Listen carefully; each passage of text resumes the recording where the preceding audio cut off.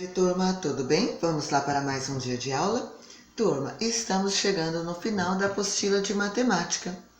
Hoje nós vamos falar um pouco sobre como era feita a matemática antigamente pelos italianos.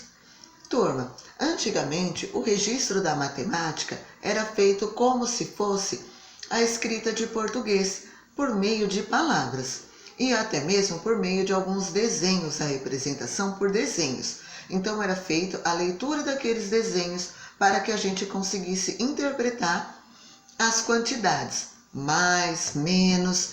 Então, quando começou as navegações, os barcos, os grandes navios, saírem de um país para o outro para poder exportar as mercadorias, então lá pelos anos de 1400, 1500, olha só, turma, há quantos anos atrás, os europeus, eles se lançavam no mar para poder fazer esse tipo de comércio, a compra e venda. E naquele tempo, naquela época, a representação dos números da matemática era mais feita por palavras, né? Não tinha-se tantos números como a gente vê hoje, né? Hoje, quando a gente quer fazer um cálculo, nós usamos os números, né? É lógico que quando vocês estiverem maior, algumas contas têm algumas letras, mas essas letras são as representações também dos números, certo, turma? E olha lá, turma, antigamente, né? Quando se iniciou a operação de adição, deu início pelos italianos. E a palavra que significa a palavra mais, lembra quando a Pro explicou para vocês? Turma, quando eu vou somar, então a conta é de mais. Então vamos dar um exemplo. Eu tenho 5 bombons mais 5 balas, então eu quero saber a minha quantidade total de doces, né? Entre balas e bombons. Então eu vou somar.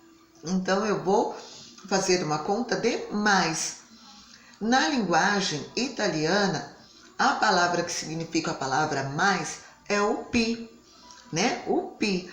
E vocês vão aprender isso também lá no 5º ano, né? No 5º ano vocês vão ter contas que envolvem o pi.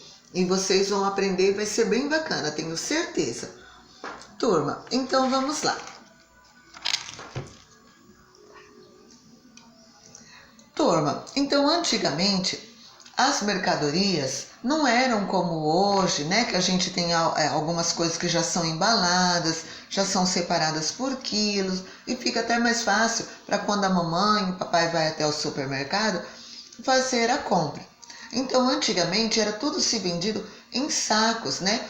E a gente tinha que ir comprando as quantidades. Então olha lá, nós temos aqui a representação, né, de um homem de antigamente, né, com uma mercadoria pela manhã, logo nos primeiros horários da manhã. Em cada saco que ele tem 10 quilogramas, né, porque tudo é pesado por quilo e grama, né? Então, se é menos de 1 quilo, a gente conta como gramas. De 1 quilo para cima, aí 2, 3 quilos, mas às vezes pode passar um pouquinho, então por isso que é quilograma, certo, turma? Então, olha lá, pela manhã ele tinha 2 sacos, cada saco com 10 quilos. No decorrer do dia ele foi vendendo, né? A Pro acredita que seja uma farinha e também passa aqui embaixo, né? Na atividade aqui, número 2, a gente já vê que é uma farinha. E ele foi vendendo os quilos durante o dia. E ele fala que a venda naquele dia foi boa. Pode ser que para uma pessoa ele vendeu só 1 quilo, para duas, para uma outra pessoa ele vendeu 2 quilos. Olha lá, quando chegou no final do dia, um saco ainda continuou com os 10 quilos. Mas o outro, olha lá, já está bem abaixo do que o que seria o normal, os 10 quilos. Foram vendidos no total daquele dia 8 quilos e sobrou uma pequena quantidade no fundo do saco, equivalente a 2 quilos. Como sobrou? Isso aqui a gente vê que o saco ainda tem, né, um pedaço que daria para estar completando. Olha lá, ele sobe a beirada do saco com os 2 quilos que sobraram aqui ele acrescenta nesse primeiro saco. Então, ele tinha 10 quilos. Com os 2 quilos que sobrou, olha lá, mais 2. Então, no total, ele vai ter 12 quilogramas, né? Porque como era algo limpinho, a farinha, ele não ia jogar fora aquilo que sobrou. Mas para ele não ficar somente com o saco, com um pouco, né, da farinha, e também para ele poder colocar em mente o que ele tinha para vender por quilo, fica mais fácil ele completar o saco de 10 quilos com as 2 gramas que sobrou do primeiro saco que foi vendido. Então, no total, ele teve 12 quilogramas. Turma, então nós temos a representação, quando a gente quer representar quantidade de mais a soma.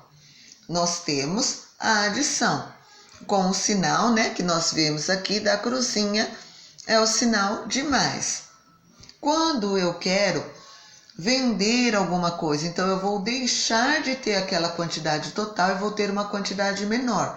Por quê? Porque eu vou vender. Lembra que a Pro falou? Vamos supor, eu estou jogando com um amiguinho uma bolinha de gude. Então eu tenho 10 bolinhas. Eu vou dar 3 para o meu amiguinho. Quantas bolinhas eu vou ficar no total? Eu ficarei com 7. Turma, então eu vou fazer a subtração, o sinal de menos. Quando eu vou fazer a conta, eu preciso saber qual foi o meu valor total, tanto seja na adição ou na subtração. E aí eu coloco as 2 retas de tamanhos iguais, que é o sinal igual ao valor que corresponde àquela conta, né? Então, como a Pro deu o exemplo agora, se eu tinha 10 bolinhas e dei 3, então o meu valor final vai ser 7. Se eu tinha 5 balas mais 10 bombons, mais 5 bombons, no total eu terei 10 doces. Então, igual 5 mais 5 é igual a 10. 10 menos 3 é igual a 7. Certo, turma? Vamos lá para as atividades?